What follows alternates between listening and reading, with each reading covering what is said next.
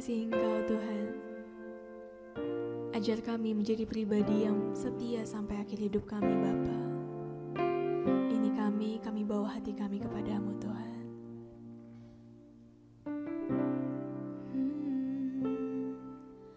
Bapa, Engkau mengenalku lebih dari siapapun. Engkau tahu ceritaku dan isi hatiku. Tak peduli masa lalu, Engkau tetap memilihku. Ubahkanku, sempurnakan jadi karya yang indah. Kini aku percaya tiada yang mustahil bagimu. Kuasamu kuatkanku, dasarku berharap. Kini aku berserah pada rancanganmu bagiku.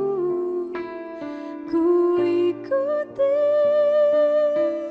panggilanmu, ku kan setia sampai akhir hidupku. Ku ikuti panggilanmu, ku kan setia sampai akhir hidupku.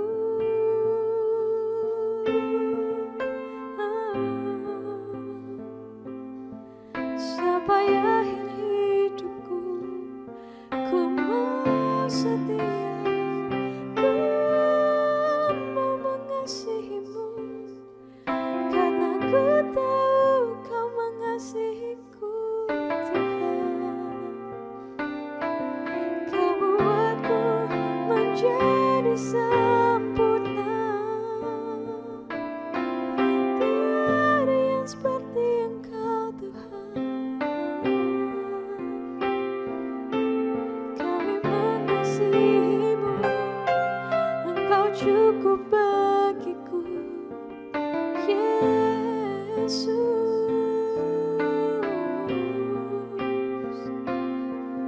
Terpujilah, terpujilah namamu Tuhan.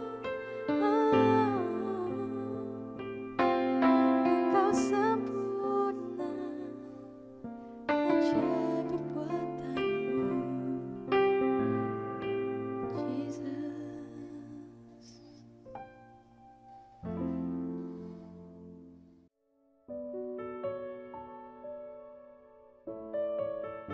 Shalom, sermon hari ini tema saya ambil hidup dalam penyertaan Tuhan. Kita buka dalam Ibrani 13 ayatnya yang kelima. Ibrani 13 ayatnya yang kelima, firman Tuhan berkata, "Janganlah kamu menjadi hamba uang, dan cukupkanlah dirimu dengan apa yang ada padamu, karena Allah telah berfirman, Aku sekali-kali tidak akan membiarkan engkau, dan Aku sekali-kali tidak akan meninggalkan engkau." Saudara yang kekasih, ada satu pujian yang sudah biasa kita dengarkan, berkata, "Penyertaan-Mu sempurna rancangan-Mu penuh damai, dan seterusnya kata-katanya. Saudara, apakah kita yakin dalam kehidupan kekristenan kita hari-hari ini? Kita yakin apakah Tuhan menyertai hidup kita dengan begitu banyak persoalan pergumulan yang kita alami hari-hari ini? Yang menjadi pertanyaannya, apakah kita yakin Tuhan hadir menyertai akan kehidupan kita? Lewat firman Tuhan yang kita baca saat ini, kita akan belajar ada 3 prinsip yang menjadi dasar agar kita disertai oleh Tuhan kehidupan kita setiap hari. Yang pertama, prinsip hidup agar hidup kita disertai oleh Tuhan.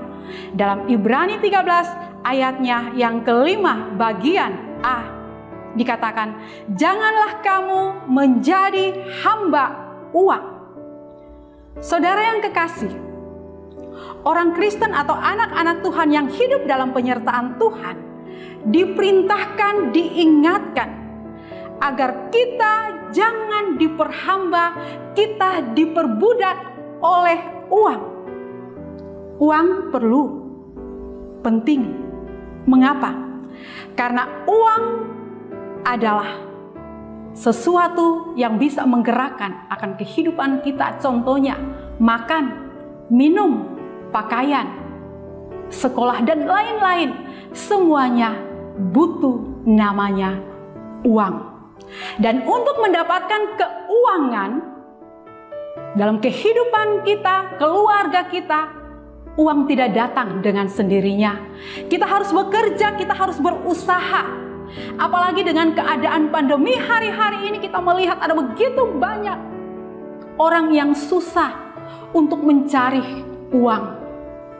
Perusahaan besar, perusahaan kecil, banyak yang mengalami pailit, yang gulung tikar, bangkrut. Bahkan kita melihat ada begitu banyak orang yang mengalami pengangguran akibat pandemi ini. Saudara, sebelum terjadi pandemi virus corona, orang berkata uang adalah segala-galanya, uang adalah raja. Tetapi berbeda dengan hari-hari ini, karena pandemi virus corona yang melanda semua lini, bahkan bangsa, negara-negara, semua mengalami, sehingga keuangan hari-hari ini mengalami akan masalah yang besar.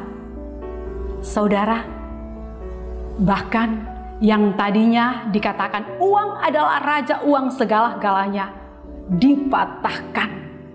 Mata mereka terbuka. Uang tidak bisa menjamin akan kesehatan kita. Sekalipun kita banyak uang, sekalipun kita punya dana yang besar untuk membeli obat akan kesehatan kita, tapi tidak menjamin semuanya itu. Saudara yang kekasih dalam Yesus Kristus, kita sebagai anak-anak Tuhan, kebahagiaan, kebersamaan dalam keluarga tidak bisa diukur, tidak bisa dibeli dengan uang. Bahkan hal yang sangat penting yang harus kita ingat, bahwa keselamatan tidak bisa dibeli dan ditukar dengan uang. Hanya di dalam Yesus Kristus ada keselamatan. Saudara yang kekasih dalam Yesus Kristus, sebagai orang yang percaya kepada Yesus Kristus, hidup dalam penyertaan Tuhan, tidak akan diperhamba oleh Tuhan, diperhamba oleh uang. Karena bagi kita, tujuan hidup kita sebagai orang Kristen adalah memuliakan Tuhan. Uang adalah nomor yang sekian. Hal yang kedua, prinsip hidup sebagai orang yang benar. untuk mengalami penyertaan Tuhan dalam kehidupan kita. Kita lihat Ibrani 13 ayatnya ke-5 bagian B. Dan cukupkanlah dirimu dengan apa yang ada padamu. Hal yang kedua, miliki rasa cukup. Memiliki rasa cukup artinya orang yang bisa menerima keberadaan dirinya, keberadaan hidupnya, keadaannya, apa adanya. Dengan kata lain, tidak bersungut-sungut dalam keadaan situasi sekalipun dia mengalami masalah. Saudara, kecenderungan dan kebiasaan manusia selalu punya rasa bosan dan tidak puas dalam hidupnya. Contoh yang sangat sederhana, ibu-ibu pasti tidak merasa puas, pasti akan merasa bosan jika tasnya hanya 2. Pada saat melihat yang baru, pasti akan dibeli. Saudara, kalau punya uang, kalau kita bisa beli, tidak apa-apa. Tetapi yang menjadi masalahnya dalam kehidupan kita, jika kita memaksakan kehendak kita untuk memiliki sesuatu yang bukan kebutuhan kita, kita memaksakan, kita mulai cemburu dengan orang lain, kita mulai membanding-bandingkan kita dengan orang lain. Saudara, itu tidak baik. Apa yang kita miliki dan Tuhan percayakan kepada kita hari-hari ini, pekerjaan kita, keluarga kita, kesehatan kita, bahkan pelayanan kita, yang mungkin saat ini sedang mengalami tantangan, persoalan, pergumulan yang berat yang sedang kita hadapi, kita sebagai anak-anak Tuhan, kita jangan pernah menyerah. Sebagai orang yang percaya kepada Yesus Kristus, jangan kita pernah menyerah, jangan kita bersungut-sungut. Milikilah hati yang selalu bersyukur dan cukupkanlah dirimu dengan apa yang ada padamu. Besar kecil berkat yang kita terima hari-hari ini. Firman Tuhan berkata dalam Kolose 5 ayatnya yang ke-18, cukupkanlah, bersyukurlah dalam segala hal, dan cukupkanlah apa yang ada padamu. Saudara, hal yang kelima, hal yang ketiga, prinsip hidup orang Kristen untuk mengalami penyertaan Tuhan yang luar biasa. Kita lihat Ibrani 13 ayatnya yang ke-5 bagian C.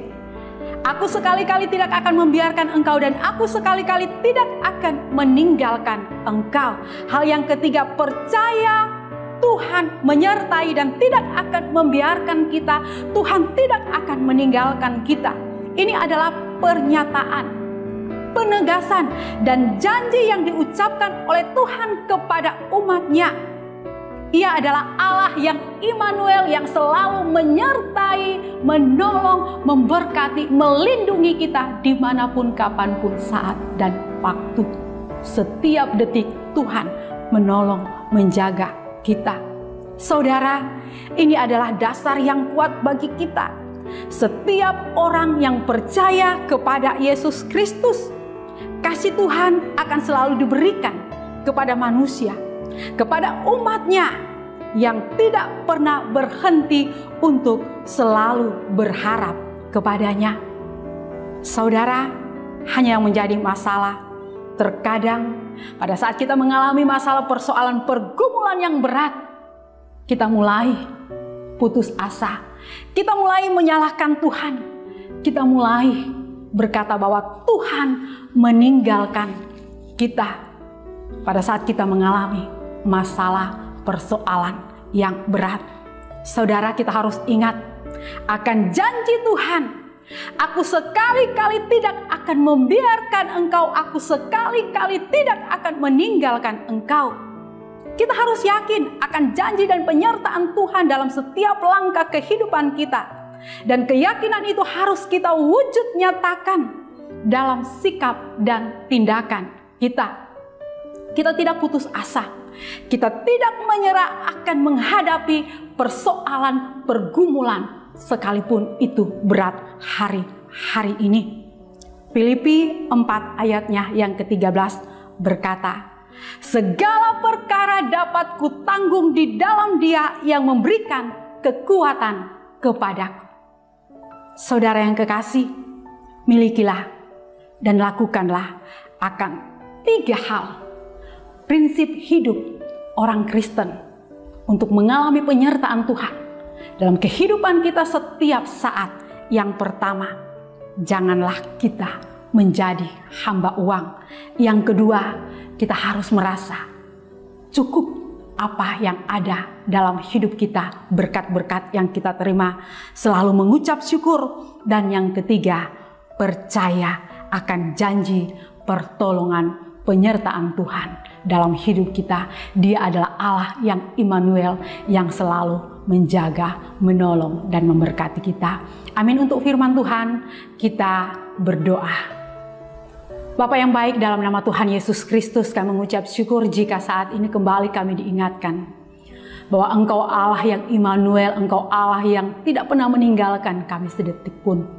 Kami percaya akan kuasa janji-Mu Bapa. Kuasa-Mu tidak pernah berubah dahulu, sekarang, bahkan sampai selama-lamanya. Tuhan berkati setiap kami yang mendengarkan akan firman Tuhan saat ini. Apapun masalah persoalan kami hari-hari ini, Engkau menolong, Engkau memberkati, Engkau Allah yang akan buka jalan, Engkau Allah yang menyertai. Terima kasih Tuhan Yesus, berkati keadaan situasi. Engkau Allah yang sanggup untuk memulihkan bangsa kami, kota kami, daerah kami dari pandemi hari-hari ini. Oleh sebab itu Bapa, kami percaya akan janji-Mu, kami percaya akan kuasa-Mu, kami percaya akan mujizat-Mu, dan Engkau memeteraikan firman-Mu dalam kehidupan kami, dan kami mau menghidupi akan firman-Mu. Di dalam nama Tuhan Yesus, setiap anak-anak-Mu yang mendengarkan akan kebenaran firman-Mu diberkati akan setiap usaha pekerjaan, pelayanan, bahkan apapun yang kami kerjakan diberkati oleh Engkau. Terpuji nama-Mu, haleluya, amin.